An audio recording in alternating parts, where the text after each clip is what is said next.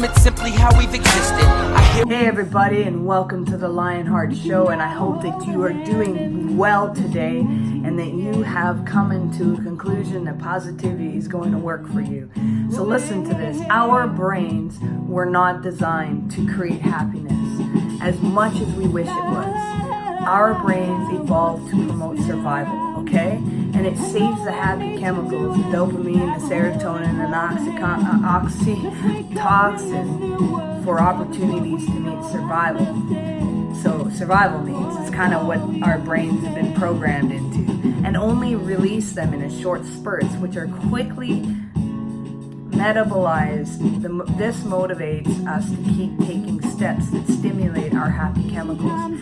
So to actually move yourself into complete utter positivity, we have to work at it, okay? That's what I'm trying to tell you. You can end up with a lot of unhappy chemicals over a lifetime of living in your expansion of life. The quest to stimulate the happy ones, especially near the end of a stressful day, is very important. There are a number of reasons why your brain goes into negativity. The bad feelings and the cortisol, well, it has its own survival purpose.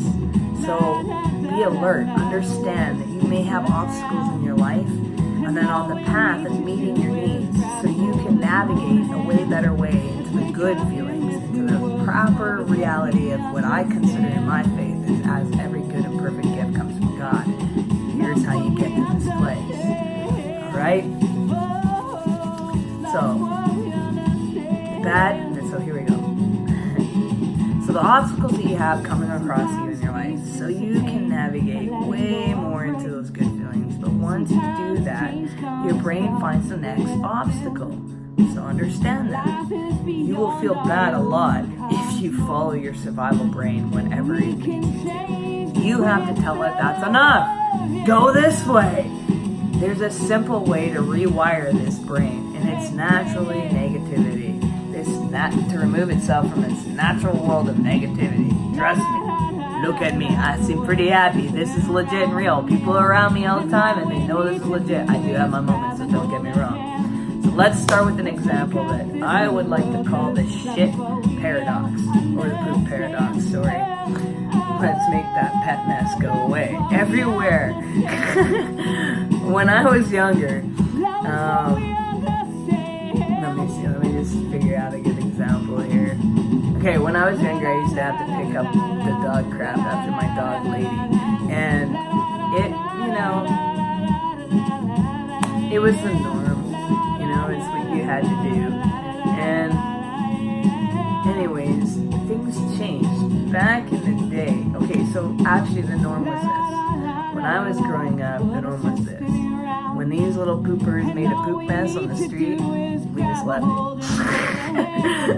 I don't remember having doggy bags when I was a kid. You just went for a walk and your dog went poop, and that's all there was to it. You made sure you went on the trail, like off the trails and stuff like that. But there wasn't doggy bags to be purchased. But anyways, as things got growing on, customs kind of changed, and so did life. And thank goodness for the glorious changes of doggy bags, and we were able to start to clean up after our mess, and we weren't leaving poop everywhere. So we weren't leaving that negative, unhappy, gross stuff that we would accidentally step on with our shoes. We recognized that we needed to clean that up and get rid of that mess. Get rid of that negativity that was being paved all over the streets. But people barely notice that change. But now, if you were to walk your dog down the road and you were to leave a mess behind, people notice that. They notice that negativity. They notice what's there. And people get plenty of upset about it, right? Anyways.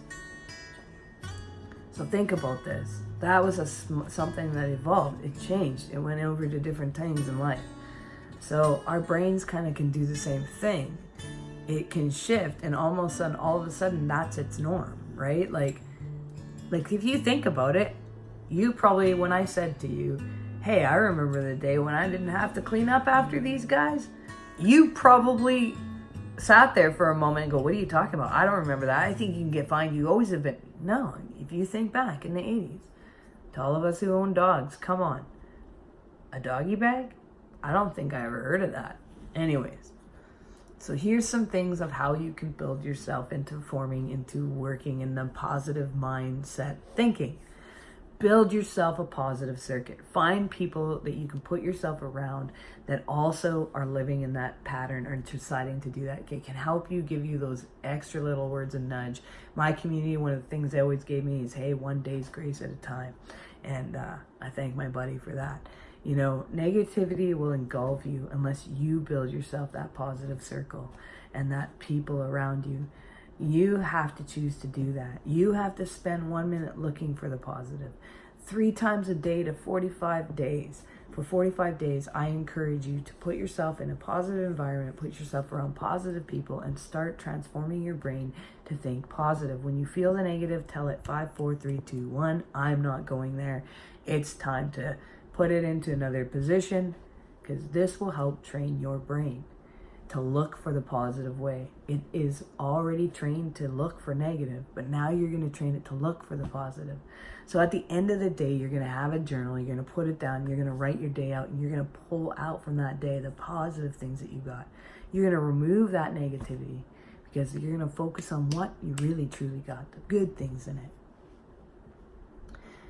You may think that there's not enough positivity in this awful world around you, but truly there is. Trust me, it just is.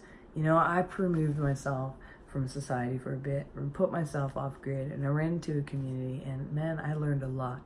And yeah, trust me, it's there, guys. So anyways, pair your negativity. When you build your positivity circuit, you will pair your negativity with personal agendas and realistic expectations. So as you start to write out your journals and stuff like that, and you start pulling out the positive, you're going to start seeing where those things lie, and you're going to be able to put them into place and perspective. It's also really important, like I said, to surround yourself with your people and have that as all. Understand that realistically and expectations are the alternative you generate. When your cortisol surges through your natural to have a survival threat feeling, when your effort fails to bring immediate visible reward, you can remind yourself that you survived, and your survival is not actually threatened. And most humans' achievements are just disappointments, and they came from the efforts that did not bring immediate visible rewards. Remember this. Remember that you can overcome this. That you just is a matter of getting back up. You didn't fail. Don't let that negativity sink in. Don't you dare. You can do this. You can keep going. Remember that you are valuable and you matter.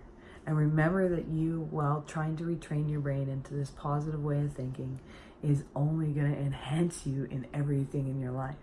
Because the thing is, if you think about it, if you're walking down the street, right, and most of your life you've allowed that negativity to just rule, but then when you start to recognize that you get to choose what comes and goes, you realize the beautiful power that the Creator gave us. Like, it's amazing.